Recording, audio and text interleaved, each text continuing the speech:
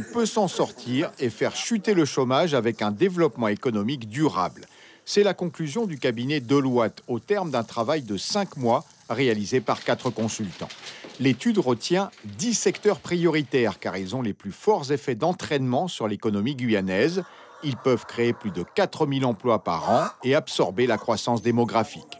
Agriculture et élevage, pêche et aquaculture, agroalimentaire, bois, tourisme, énergie renouvelable, gestion des déchets, construction, audiovisuelle avec la promotion de la Guyane comme destination de tournage. Économie de la connaissance avec une dynamique d'innovation pour mettre en valeur les ressources naturelles. Enfin, l'étude écarte des secteurs prioritaires l'industrie minière en raison, selon Deloitte, de faibles retombées sur l'économie et de risques majeurs pour l'environnement. Alors la Guyane peut se passer du secteur industriel si on s'appuie sur 10 secteurs clés. C'est en tout cas l'esprit du rapport du cabinet Deloitte qui fait des propositions pour l'avenir économique de la Guyane. On va tout de suite rejoindre en direct de Paris Didier Livio qui est associé dans le cabinet Deloitte et qui va en fait rapporter demain cette étude. Bonjour.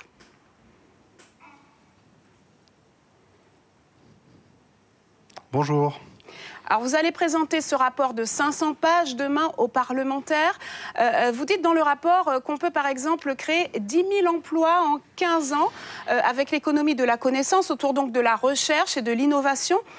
Est-ce que ce n'est pas un peu illusoire ou peut-être trop ambitieux ?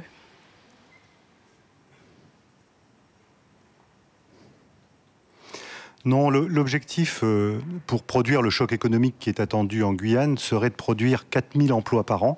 Ces 4000 emplois par an permettraient d'absorber la croissance démographique et de réduire le chômage à 7%, qui est, comme vous le savez, les objectifs qui ont été fixés pour la métropole.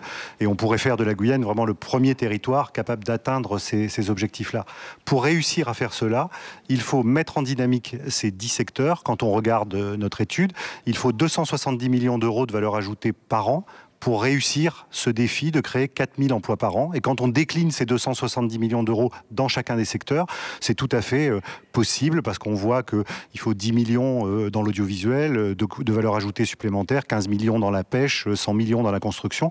Donc c'est tout à fait possible de façon microéconomique d'aller chercher ces énergies-là pour aller chercher 270 millions d'euros de valeur ajoutée supplémentaire et 4000 emplois.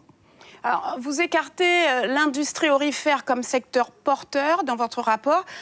N'est-ce pas quelque part pour faire plaisir à votre client WWF que l'on s'est hostile au projet ?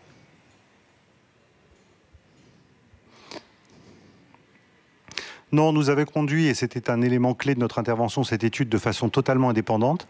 Pour arriver à ce résultat, nous avons étudié 36 secteurs d'activité pour étudier leurs effets d'entraînement. Et au terme de cette étude, les 2 secteurs qui ressortent avec le plus faible effet d'entraînement sur 36 secteurs sont le secteur extractif globalement et pas uniquement le secteur aurifère et l'administration. Et le secteur extractif ressort faiblement dans cette dynamique d'entraînement parce que c'est un secteur qui base son développement sur des importations et qui par ailleurs fait évaporer sa valeur ajoutée du côté de ses actionnaires avec un effet d'entraînement faible sur l'économie guyanaise en l'occurrence, mais c'est vrai de tout le secteur extractif dans toutes les zones du monde. Quand vous produisez 10 euros de valeur ajoutée supplémentaire dans le secteur extractif, vous redistribuez 1 euro maximum sur le territoire en question. Je précise quelque chose d'important par rapport à ce que vous disiez. On n'a pas écarté ce secteur. On a mis de côté dans notre étude 3 secteurs qui nous paraissent typiques de la Guyane. Le secteur administratif qui fait 41% des emplois, le secteur spatial qui fait 15% du PIB. Ces 2 secteurs-là sont des secteurs essentiels à la Guyane, qui évidemment vont rester importants. L'administration va rester importante en Guyane et le spatial aussi. Mais on ne peut pas baser le choc économique attendu, la création de 4000 emplois sur ces 2 secteurs-là. Et pour les mêmes raisons que celles que je viens d'évoquer, le secteur extractif, par son faible effet d'entraînement, peut être travaillé, mais indépendamment de toutes les questions environnementales que vous avez citées. Mais il faut savoir qu'à un moment où l'argent est rare, il faut le mettre sans doute sur des secteurs où l'effet d'entraînement sera beaucoup plus important. Alors, 10 secteurs porteurs à condition seulement qu'il y ait une véritable dynamique. Et là, c'est de la responsabilité de la CTG et de l'État. Merci Didier Livio. On reviendra bien sûr sur ce gros rapport de 500 pages que vous présentez demain aux parlementaires guyanais. Suivez l'info sur Guyana Première, télé, radio et Internet.